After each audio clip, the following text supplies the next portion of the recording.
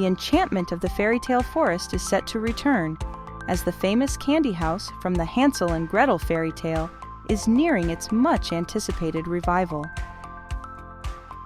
After months of extensive maintenance and careful restoration, the reopening of this magical scene is on the horizon. The Hansel and Gretel story holds a deep connection to Efteling. Since 1955, the tale of the siblings has been a beloved feature of the fairy tale forest, brought to life through the renowned sketches of Anton Pieck.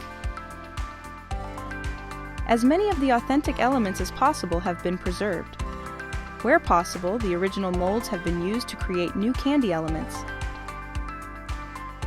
We are very curious if everything will return exactly as it was, or if there might be some surprises in store.